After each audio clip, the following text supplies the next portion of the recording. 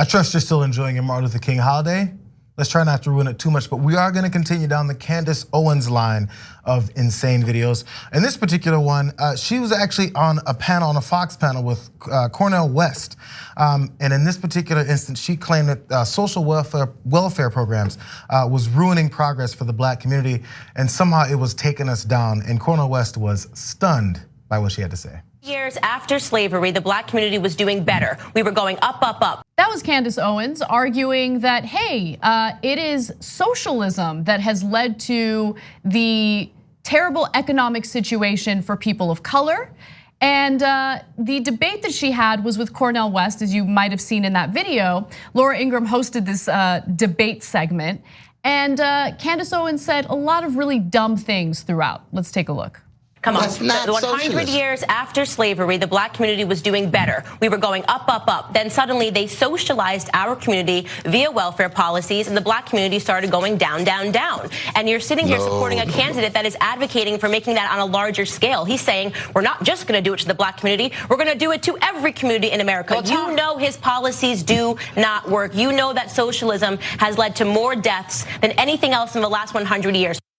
So the talking point, I know. So the talking point that Candace Owens has been pushing, she's no longer with Turning Point USA. But when she was at Turning Point USA, she was paid to say that it is not systemic racism that leads to, the disparity in wealth and income between, white individuals and Black individuals in America. It's because of socialist policies. It's because of welfare that the Black community is being held down. Now, first of all, that makes no sense. We know, and we're gonna debunk that in just a second.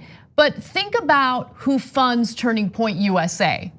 They're the very corporate donors that corrupt our politicians to push for deregulation, to push for tax cuts. So look, they're very savvy. It is a multi-pronged approach. It doesn't just stop at corrupting politicians. They attempt to corrupt education. They attempt to corrupt young minds, which is what's happening with Turning Point USA. And it's terrible and it's disgusting because systemic racism is an issue. We've given you multiple examples of that throughout the years. And just hearing her try to talk about history is hilarious, especially considering what she had to say about white nationalism in the past. When you think about, whenever we say nationalism, the first thing people think about, at least in America, is Hitler. He was a National Socialist, but if Hitler just wanted to make Germany great and have things run well, okay, fine. The problem is that he had dreams outside of Germany. He wanted to globalize. He wanted everybody to be German. And thinking about how it could go bad down the line, I don't really have an issue with nationalism. I really don't. What they won't tell you about the statistics and the rise of white nationalism is that they've simply changed the data set points by widening the definition of hate crimes and upping the number of reporting agencies that are able to report on them. Black conservatives, when they have the audacity to think for themselves and become educated about our history and the myth of things like the Southern Switch and the Southern Strategy, which never happened. Yeah, okay. So look, people like Candace Owens lead pathetic lives because they're paid to sell their own identity out. And so that's just the reality of it, because none of the things that she says is true. And so I guess they get paid handsomely. I don't know how they sleep at night. So let's begin to correct the things that she said. First of all, she, on 2 different occasions there, supported white nationalism, which has murdered Black people in this country for hundreds of years. It was white supremacy, the idea of that drove slavery, Jim Crow, the Klan, etc. Now you have a African-American woman paid to defend white nationalism. That is disgusting, okay? And then in the earlier clip, she talked about, African-Americans were doing fine for 100 years after slavery until welfare came to help them. Really, they were doing fine? How about the lynchings? How about the Klan? How about the bombings of the churches where little girls were massacred? You think they were doing fine? How about when they didn't allow African Americans to vote, even though they had the right to vote? That's what the 1964 Civil Rights Act and Voting Rights Act were all about.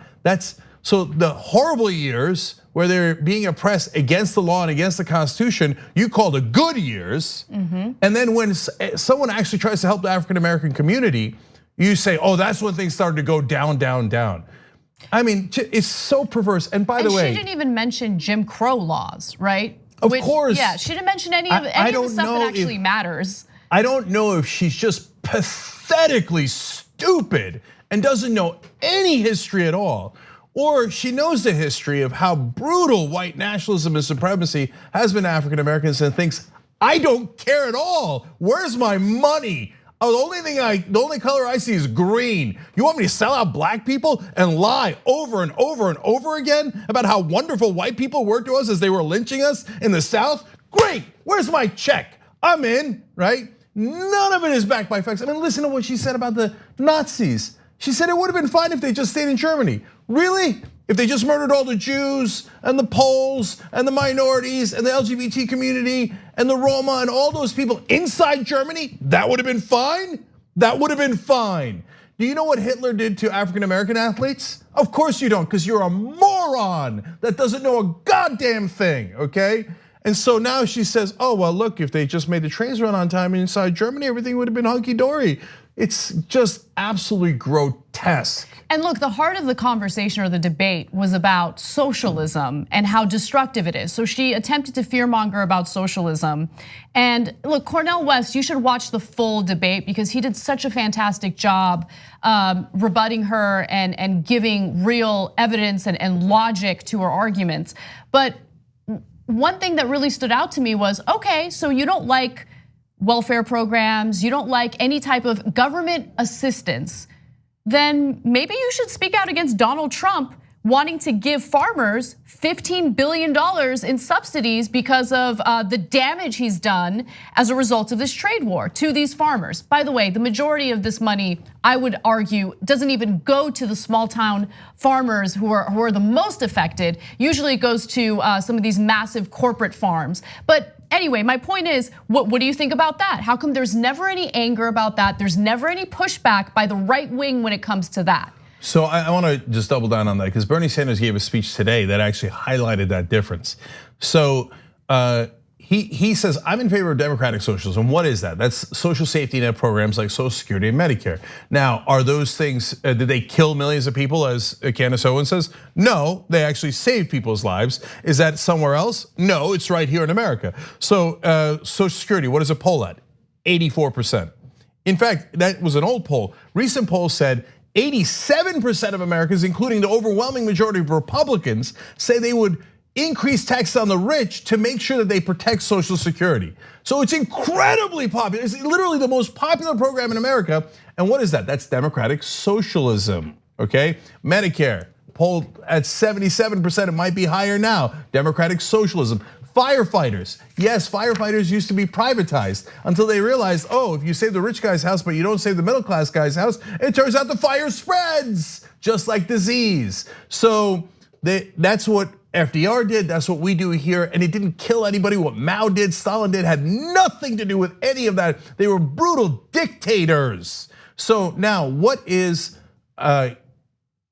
corporate socialism, what Anna's referring to? Bank bailouts.